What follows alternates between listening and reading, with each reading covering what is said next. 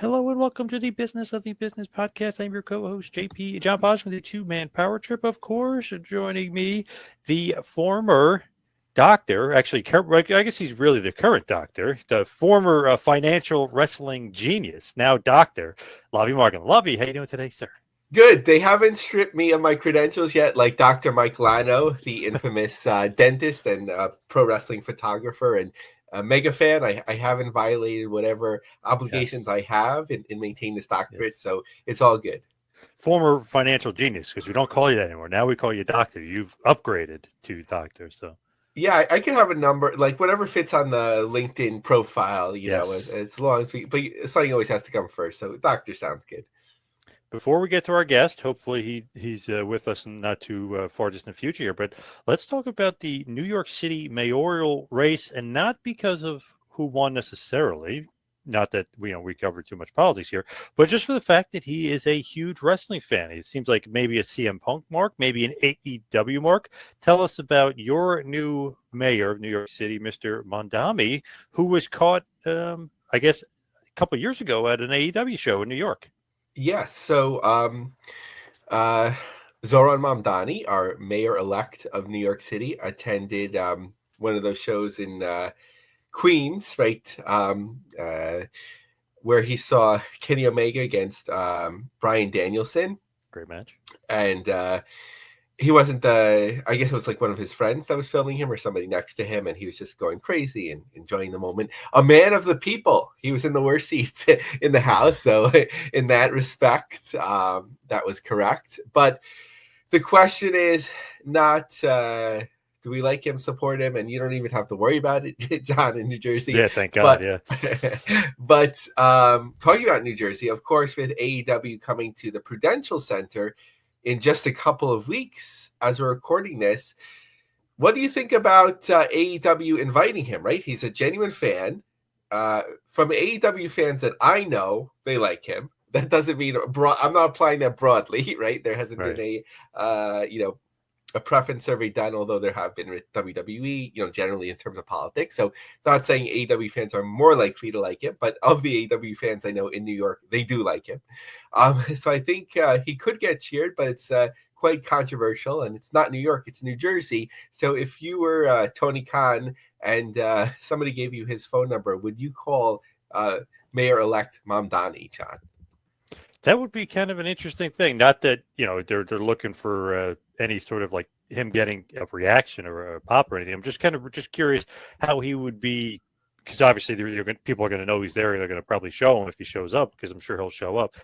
I just wonder how he'll be received. It's not New York per se; it's New Jersey, and we didn't vote for him, if you will. You know what I mean? Like, he's not our guy, but I think it's a smart move for them just to get extra eyeballs on it, because I think that'll get extra coverage that he's there for sure.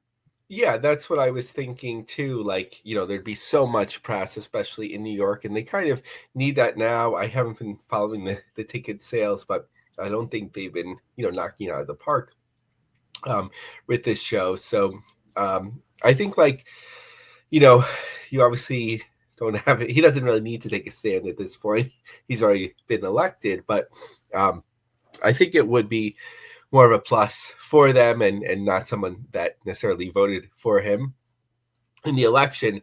I don't think that people would be like, oh, okay, I hate AEW now. I'm never going to watch again because they platformed him. He's already, the mayor-elect. So, that doesn't really matter. And I think you would get, probably more benefit than negativity to it. Although New York Post does cover AEW a lot, so maybe they would be upset. But I'm sure they would cover this and say that they were upset.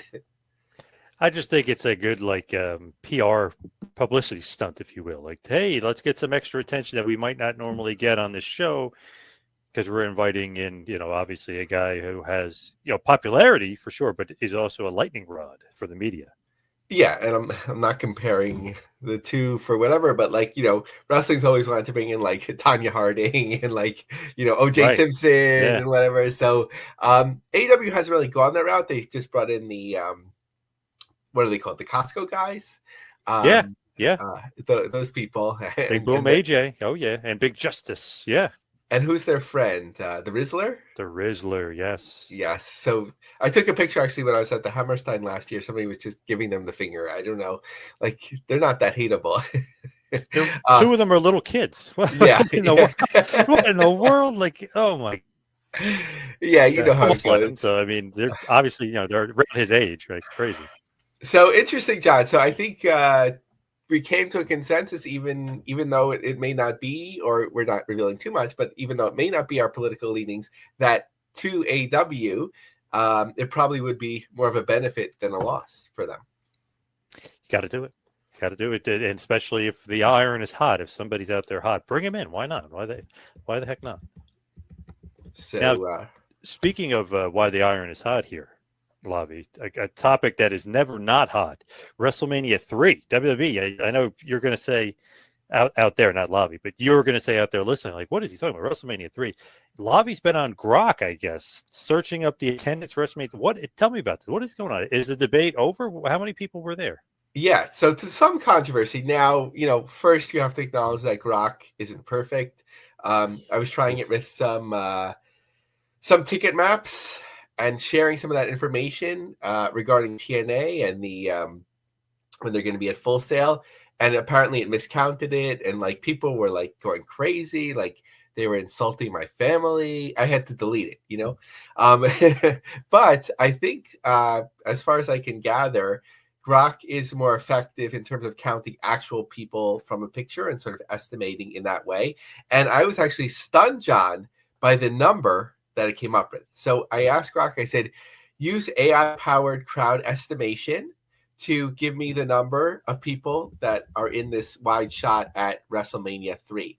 So I won't go through all the technical details, but it breaks it down. It's counting the heads on the floor, lower bowl, upper deck. Actually, I guess those numbers are interesting. So it had 28,000 on the floor, 31,500 in the lower bowl, and 18,000 in the upper deck. I guess actually, now that we're thinking about it, the lower and upper deck weren't blocked off, right? So, John, we should be able to know what that number was, right? So that's 49,500 at the Pontiac Silverdome. Do we know what that used to seat for football? 80,000. 80,000. So but the floor is 28,000. So that's weird, right?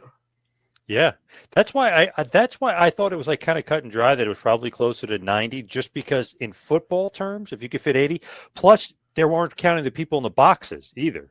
I've noticed, which doesn't get counted. So that's why I always thought it might be more. Damn it, I can't remember who. There was somebody that came out recently that said that the total was 88,000 something around, and I was like, wait a second, where the hell did that number come from? And it was somebody that worked for the stadium. I was like, wait a second, now it's 88. Not that I thought it was 93 necessarily, but then I was like, wait a second, I thought Meltzer said it was 78. This other person that would have more information was saying it's close to 88,000. John, I know who wrote that article. It was Bix. Oh, get out of here! Bix said it was closer to 80. Wow, it was like 88. I think it was Bix. Now, I got to give Bix credit then. Good job by our longtime close personal friend David Bix. So what was interesting in his article that revealed was that there was articles where it said they were letting people, you could just stand like in the halls, so like in back of the seats. So that was like kind of crazy for crowd control, but they just let people in. You're right, and then there's the box seats and all that sort of stuff. So I guess the debate isn't over, but I was stunned by the number they came up with, because that was 77,800 people. But so let's say, what did you say? 80 was the seating in the lower and upper bowls for football. That's what I believe, if I remember correctly when I was looking it up. Yeah. Because then that would be even higher, right? Like there's no one on the floor for football, so 108,000, where it's even bigger than the Dallas show. So I guess the debate isn't over. This is just going to be smartly, in that WrestleMania 3 book that came out recently, like there's just like acknowledgement. I think it was basically like some people say this, some people say that, as opposed to like wading into that, just leaving that alone. Yes. It's like watching that movie with Ben Affleck about the original Superman. Like, did he kill himself? Did he not? And at the end, it's like, it's up to you to decide. You're like, damn it, I thought we were going to get a definitive answer. We didn't get a definitive answer. You'll never get a definitive answer. You know what my son hates, like on Disney shows, when they leave a cliffhanger in case it's going to get renewed, and then the show doesn't get renewed, and he's like, "Oh man," like I was kind of waiting to see what would happen. Yes. I hate that as well. That's just so annoying. It's like Twin Peaks, the original airing, and then all of a sudden, 30 years later, they started it up again and they redid it. It was like, damn! For 30 years, I was wondering what the hell happened here. Right. Even I wasn't a Sopranos watcher, but I think that was a thing, right? Somebody comes into Yes. the restaurant, you're not sure if they're killed or Yep. That was something the like that. thing that they kind of left it open ended. You didn't know what was going to happen with Tony and his family. So I kind of don't like that necessarily. The show was great. The ending is a little iffy. So talking about, potentially the biggest attendance or up there, that it's certainly the one that's been debated the most. Let's talk about some of the lowest attendances, not unexpectedly, but just in terms of NXT, what's ahead of us, some of their more ambitious shows. So out of Florida, which we've been covering. So via WrestleTix in Green Bay, 1,245 tickets out. It's actually -5. Some tickets came back to the map. Then in St. Paul on the 13th, that has 1,852. And then in Chicago, it's just 785. And then MSG, I think they'll probably get, well, actually, it's not too far away, right? On 1,831 tickets. So I'm wondering for that, John, if the market is sort of like, you had UFC on Saturday, which is kind of, a different target market, but still. Then you have Raw for John Cena's last time at MSG. And then NXT, it's kind of like, it's hard to like have that at the back end. Sometimes if they, start out with NXT, you sort of build momentum, and it's not, expected that, anyone would travel for this.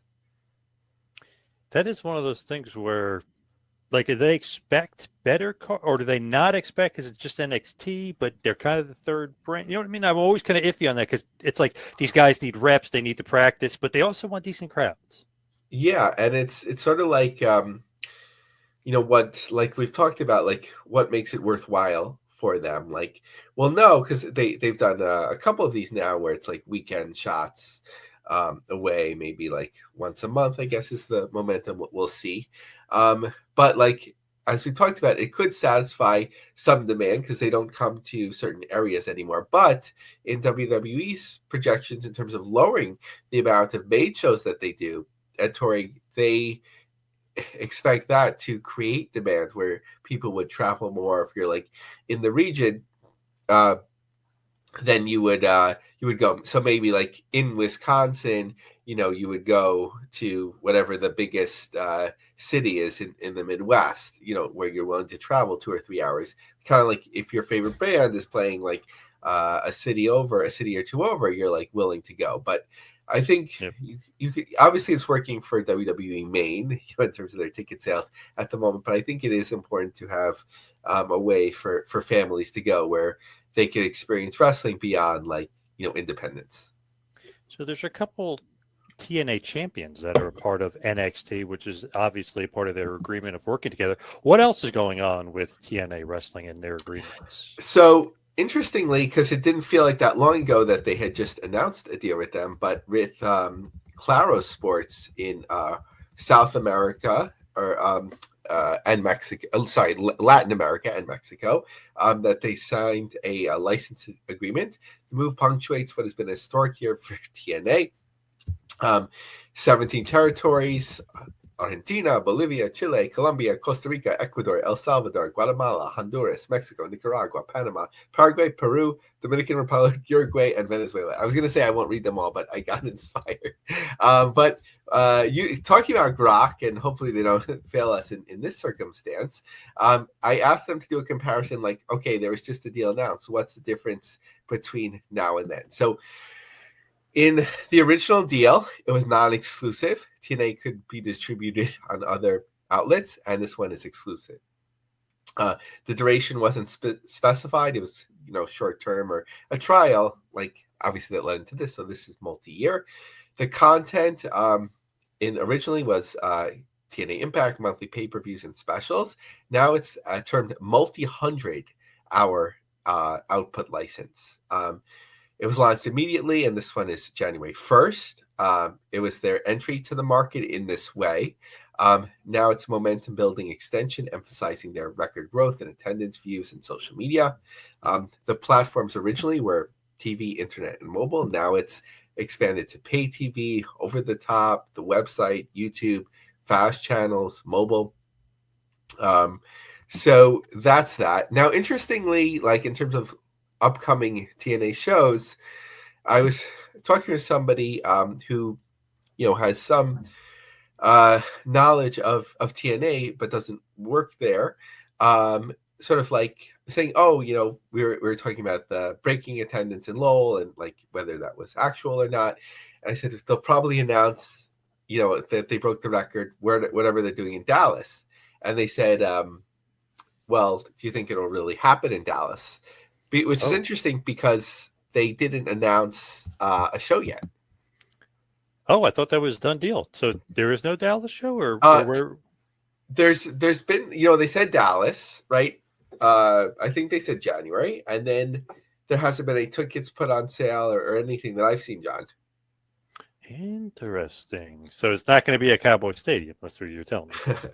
I mean, it could very much happen sometimes where like, they're not running live shows anymore, and then suddenly they're like, like we did it. But so we'll see with that. But in El Paso, WrestleTix has it as $9.52 and $4.62 in December. Now they are running 50% off in Florida. So no matter how many tickets have been sold, obviously, that's not moving too quickly. But before moving on, actually, from El Paso, wanted to mention a smart move. So on the second day of the tapings, December 7th, they'll have a family day. Free activities start at noon, including face painting, photos, TNA booth, TNA Santa and Mrs. Claus. Coincides with the TNA toy drive. Operation Hope, helping other people endure, is a nonprofit in the area. So it's smart, like just to connect with the community, like give people like an all day type experience. John, do you remember? I'm not sure if you went SummerSlam. I think it was '97. It could have been, or no. Which was the ones in the Continental Airlines? It was like 97. 97. So there was activities in the parking lot. Yes. Yep. I didn't do them, but I knew they were around because we were there and we're like, oh, what the hell's going on? There was so much stuff that they had going on all around the Meadowlands that evening, if you will, that day. My memory said like the Meadowlands parking lot is more for like Giant Stadium. And I just remember being so hungry because like, not that I didn't eat, but like, you have everyone barbecuing. It just smells so good. And like, you're immediately like, okay, let me get some of that. But I don't remember what the activities were. I have some like bad pictures of like Brian Pillman and so on, kind of like from far away, like standing on the stage. But I think that's always like fun to like engage fans in an experience where they can like feel more a part of something than like just the event. Yeah, that's kind of one of those things where that, first of all, that parking lot's so big because there's you got Giant Stadium, you got the racetrack, you got so much going on there that people literally will hang out there all day and night, and they'll cook all day and night. It's like basically it's almost like they live there for the weekend. Do some people go and they just pay for parking and they just like they don't even have tickets to anything? Yes, and they'll hang out. Yep, and some, which is probably should be kind of red flag, but some of them will bring like a merch table kind of thing and like, hey, we're selling Giants jerseys, and like they'll just literally pay for parking and I guess $50 or whatever it is, and they'll sit out in the parking lot. And sometimes you have guys that charge for food as you're walking by, like they're like, hey, we'll $5 hot dogs or whatever, and you could pay them for food too. But it's like a nice spread. I mean, you get a good amount of food. I can see that like working, especially like for concerts, because the sound carries. So like if you can't afford the concert, you could definitely hear it from the parking lot without a doubt. Yeah. Even wrestling, you'll hear like if somebody wanted, you'll hear the pops like oh, like what the hell happened? Oh. It's too bad the Continental Airlines closed. I know why it's sort of like obsolete, because of so many different venues now. You have Newark, Long Island, by the racetrack. Brooklyn. So it's kind of like edged out, but it was a pretty solid venue. Yeah, definitely, for sure. Now I know that you absolutely love House of Glory. I don't know if you'll be camping out there anytime soon, but they're on the road. What's going on with House of Glory? Yeah, they're really moving things along, kind of quietly, getting more ambitious. We've talked about them as like a potential growth promotion. Smartly, they've teamed up with the Big Event, which is an autograph show once a year. It used to be in Queens, now it's in Long Island. I was always curious to go, but it never made it. So they're at the Suffolk Credit Union Arena. It looks like a pretty big venue, and they are booking Mercedes Monet. So I know that they've had her before, so I don't know if there's a discount on the $25,000 fee, or maybe there's a rapper to rapper, family to rapper family negotiation type thing with, Master P and Snoop Well, she's Dogg. boys. She's boys with Amazing Red. He helped train Okay, her and so stuff, so he definitely okay, gets a discount. Yeah, not okay, to say for he did. sure. Not to say I know for sure, but I would think, Yeah, assuming, yeah. yeah, yeah. No, thanks for that reminder. 100%. I think that was sort of like what we talked about years ago, right? When she left WWE, what will she do? So we're kind of like, depending on what her objectives are, she'll probably pass through there at some point. But Nor Phoenix Diana, who's been training at Reality of Wrestling with Booker T. She's active in the Malaysia, Southeast Asia wrestling scene, and she's just really unique talent. She's different. She wears her tradition. She wears a hijab, and it's just like a different feel, and can appeal to different markets. John, I don't know if you know this, but I actually had a connection to her. And Whoa. I invited her to the show, but she declined. She wasn't comfortable at that time. I don't know if it was specifically speaking in English, or maybe she just didn't want to be on a podcast. Let her do the talking. But certainly been on our radar for quite a while. So I think that's a really smart booking for them. They're in the Logan Square Auditorium, November 21st, a smaller venue that's quite popular with wrestling. So the reserve tickets are mostly sold out for that. In Club Amazura in Queens, I think they kind of switch off between their own venue and maybe bigger shows at this place. It's kind of expensive for a club show, although obviously sometimes they book big talent. $155 for front row, but just $22 all the way to general admission. And then they're opening back up the Globe Theater for wrestling in Los Angeles, January 30th. So tickets look like they've been moving well there too.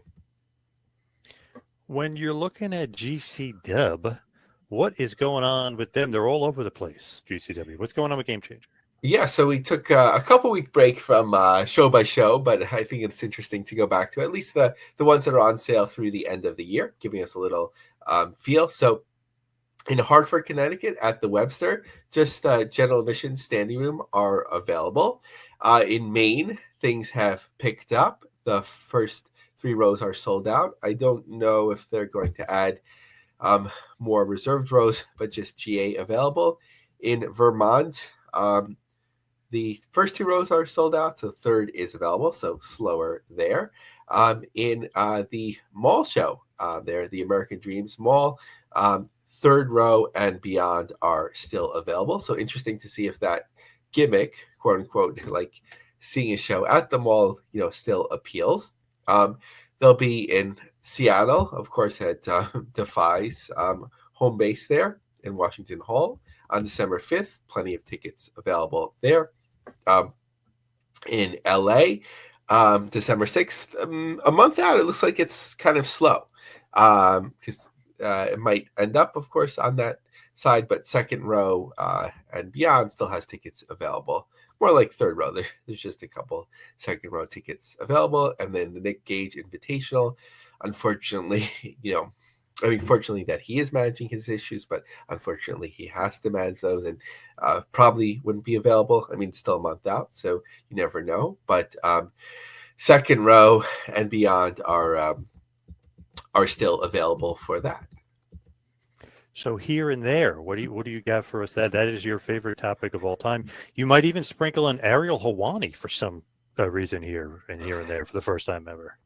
Yes, John. Actually, I have a question. I've never gotten the answer to this. Do you remember when Ariel Hawani was interviewing Brock Lesnar, and then like in the background, like the Undertaker started yelling at Brock Lesnar? Yes, wasn't that supposed to set up another match between them, and it really didn't work out until years later? Yeah, that's what I figured. Like, I've never heard of them not getting along. Obviously, I assumed it was a work, but like nobody ever talked about that, like being a work, and nothing ever came of it. So I was Yeah, always curious. I was always shocked that more didn't come. They were 100% working because when he returns, they kind of end up working, together again. So it's like they definitely were trying to work something. Even Daniel Cormier was smart enough with Lesnar. Remember, he tried to like work an angle with him, and it never came to fruition where they didn't fight. But it was like that's kind of like one of those things where it's like a no brainer. Let's just work an angle with Lesnar. If it works out, it doesn't. If it doesn't, at least it will get some attention. They were definitely working on an angle. Had to have been. Thanks. I was always curious about that one. So why am I bringing up Helwani? I'm just covering some news. Not that he broke it, but that's just the research that I got from. So just some news. Basically, I kind of think about it like TV or distribution that's not wrestling, but it's kind of wrestling, gives us like a sense of the market. So PFL, which I believe airs on ESPN, is going to take their secondary programming, or more international programming, more accurately, from MENA and Africa, which had, I think, just been airing on the apps, and that will air on Vice TV, which, as we know, the Dark Side of the Ring does quite good ratings, relatively so, in the market. However, John, do you know, here's a trivia question that I looked up. What do you think Arena Football's ratings were about on Vice TV? 250K, maybe being generous there. What do you think?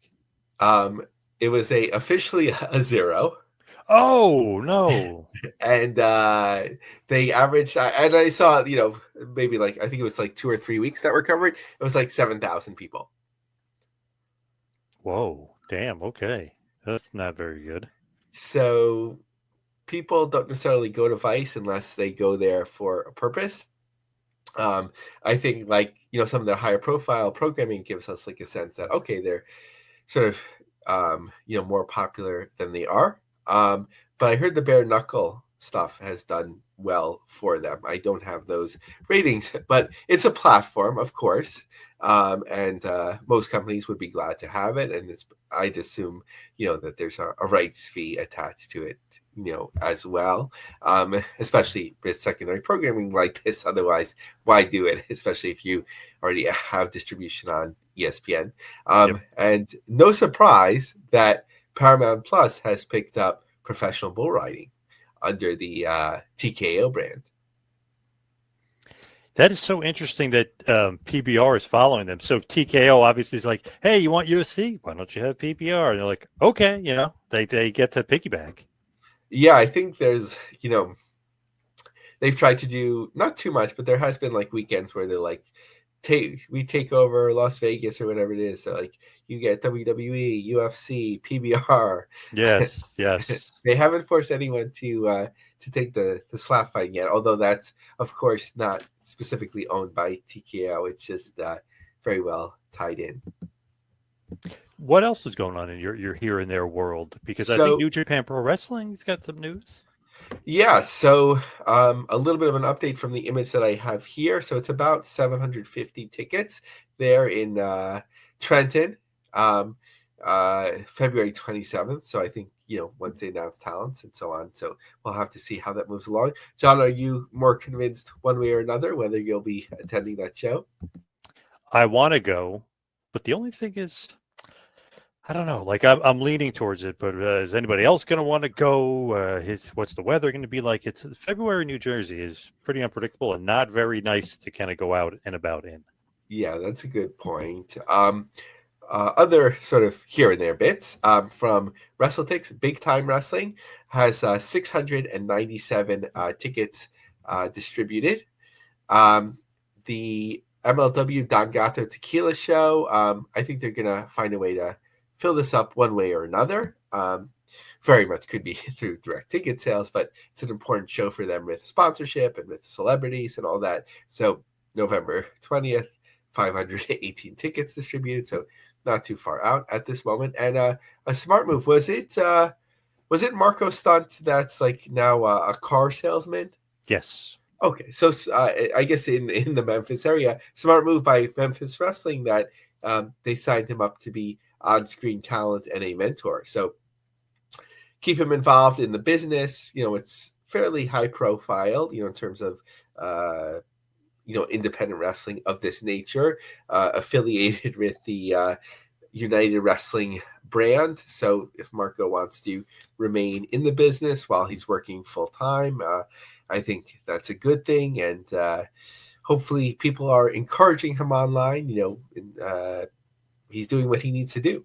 A job for himself. I don't know if his family situation or anything like that, but certainly why not? Sometimes people want people just like to exist when they're a star on TV, and I don't know what they're imagining them doing when they're not. But this is sort of the reality of the situation.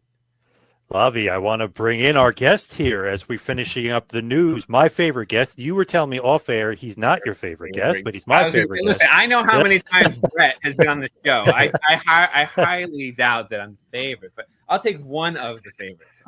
You're moving up, and of course, as you saw offline yesterday, Kevin, the AM, the PM, the West Coast, the East Coast, it just makes it a challenge. Yes, I apologize. It is rather early out here.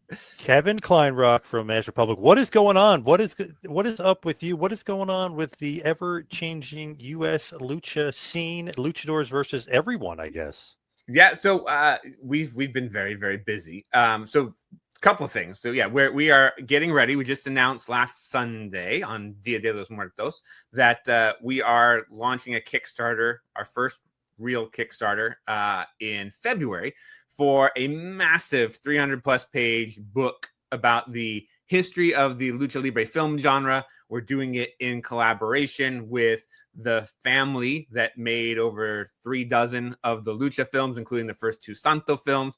And it's really the first time that they've opened their literal vault. There's a vault in Mexico that has all these film reels and contracts for movies and scripts with director's notes and all these amazing treasures that nobody's ever seen. And we're working with Jeff Everett, who's also known as Rockets Are Red, who's done a ton of art he himself put out a 300-page book of just concert posters that he's done for bands that you've absolutely heard of and some that might be your favorite, and as well as done a lot of wrestling art, both for us and for WWE and for other people. But this is an incredible book. So yeah, I appreciate the plug early on. Luchadors versus everything.com if you want to know more about the book and get on our mailing list, because it's Kickstarter. So we'll have like day one special extra awards or rewards for backers who back it right away. But we so much of what we do and what we're building here at Master Public outside of the ring with our entertainment, our film and television development, is all inspired by those classic lucha movies of Luchadors versus Monsters and Luchadors fighting crime. And so it's really cool to be able to, there's been books put out about the genre before, and there's a lot of like chapters in books on lucha that touch on it, but there's never been kind of this incredibly comprehensive resource before. And so we're excited about that. But the other thing that's been taking up our time and going back to the question about Lucha Libre scene in the US is, we had a pause in 2025. Our original plans for MaskedMania a little bit derailed because of some of the things that were going on in the country. But we are firing up on all cylinders again, and we have just announced the first 4 events for our 2026 MaskedMania US tour. Tickets are on sale actually right now as we are recording this. VIP tickets for Laredo, Texas, and San Antonio, Texas, Loveland, Colorado, and Denver, Colorado. So we got 4 shows over the last 2 weeks of January, and we have a number of additional markets throughout the country that we are working on securing dates with venues for. And so we're excited to bring authentic Mexican lucha libre from top to bottom, with stars like LA Park and Pirata Morgan. Vampiro is going to be hosting these. So, you get some classic stars like the Parks and the Piratas, Tenebros Jr., and you've got some of our kind of more modern stars like Gatubela, who was the second sexy star in AAA. Hijo de Rey Mysterio, the original Hijo de Rey Mysterio, the real son of Rey Sr., who had stepped away from the business for a while, but now he's back. And we're excited to have him joining the tour. Dimus, who's been in AAA WWE lately as the Mini Abismo Negro.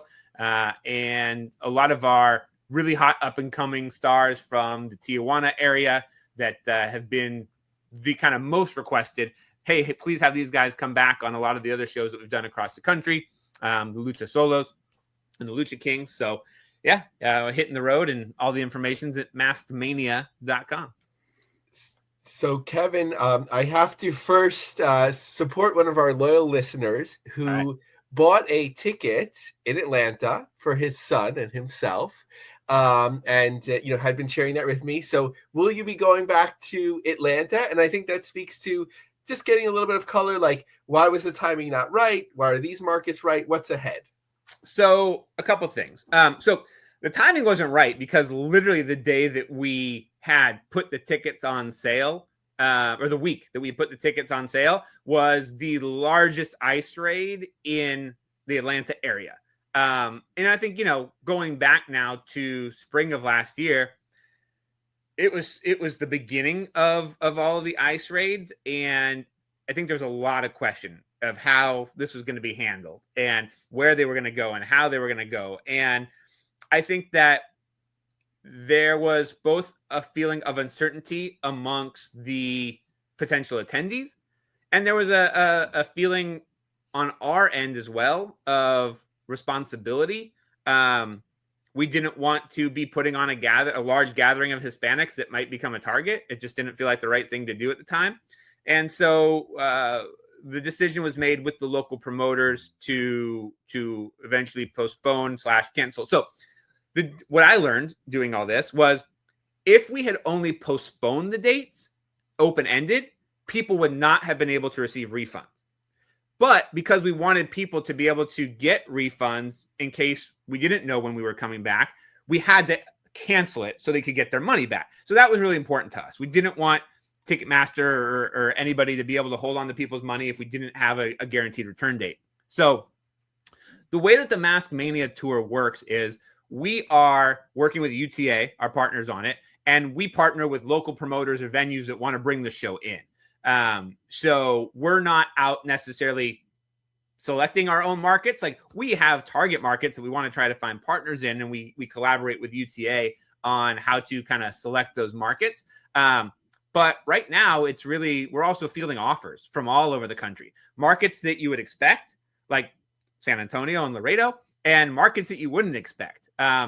We're working on, like a number of like middle America markets that probably have never had a full-on authentic Mexican lucha libre show. So we do hope to be able to return or actually come to the Atlanta area, but we don't have a date right now. But encourage them to definitely let their local arenas and venues know that they want to have us come back or have us come there, because we definitely want to be able to hit Atlanta. So, Kevin, no one could give more insight than you can, but we understand the sensitivities of it all. I don't think we've had you on since the WWE AAA all went down. So give us your thoughts about that, about how that affects the U.S. market. What's going on? Okay, how do I summarize this in 3 minutes? I think the number one most positive thing coming from it is, I do think that there is a expanded awareness of Lucha Libre. I think people that weren't necessarily talking about Lucha Libre, and that's not just like saying in the fandom, I'm saying like businesses, venues, potential licensing partners. There people saw TKO has now basically put their stamp on Lucha Libre. I had a number of people come to me and say, this thing that you've been telling us for the last 10 years we should really be paying attention to because there's a market for it here in the US, or 15 years probably. Your theory just got proven right with TKO's investment in WWE. So that, that was a positive. I think it's still too early for any of us to really know even how it's going to, and I'm not talking in a positive and negative. I'm just saying, like, what will the full impact be? I think they're still trying to figure it out, right? I think the biggest question now is, what will the television situation be? I think it's been really cool to see the talent get integrated. I love that Mr. Iguana and La Parca and others, Hijo de Wagner, have been able to be featured in NXT and been exposed to more people. I mean, I think we've all seen Mr. Iguana has been one of the biggest beneficiaries of this. And the fact that we have Mr. Iguana in an upcoming video game of ours and in an upcoming animated project of ours, I'm all for it. The more love and exposure for Mr. Iguana, the better. And it honestly, I mean, while I think there was a lot of controversy in Mexico when this happened, they're selling out arenas. There is a rabid fan base right now in Mexico. And I think that one of the comments was, oh, there goes traditional lucha libre. But as a lot of people have pointed out, AAA was never traditional lucha libre. AAA was always the more WWE version of lucha libre. And so you've still got CMLL and you've still got others if you want that really more traditional lucha libre. But I think you can't deny that they're selling out buildings. So the fans in Mexico seem to be getting what they want out of this, or at least enough fans to sell out buildings. So I think that time will tell what the total impact is, but I think it's off to a really interesting start. Awesome. We love the run-in, Kevin. We know you have to go, but let's get in all the plugs. All right. So yes, MaskedMania.com. Come out, check us out. Texas and Laredo, San Antonio, Loveland, Colorado, Denver, Colorado. More to come. Follow Masked Republic at Masked Republic on all social media because we've got more dates coming. And definitely check out Luchadors versus Everything because it's going to be the coolest book ever made on Lucha Libre movies. And I look forward to coming back maybe, in February when the Kickstarter's live and showing you guys some previews of it and talking about it more. We're moving you up the rankings, Kevin. Thank you. Yes. Awesome. Yes. Thanks, guys. Take care. Yep. Thank you for the run-in, Kev. Awesome. I love that. So let's head towards the plugs. Lavie, you can follow me on Twitter and Instagram at 2Man Power Trip. How about you? Follow me on X at Lavie Marg, LAVIE-MARG. If you're a voracious TNA fan that will not listen to logic, don't follow me or don't comment. You can follow me, though. LineCupJobSearch.com. And we always love to grow our LinkedIn group, the only group of its kind, the business of the business, including job listings. All right. Thank you, everybody out there, for listening. We'll see you right back here next week for a little business of the business.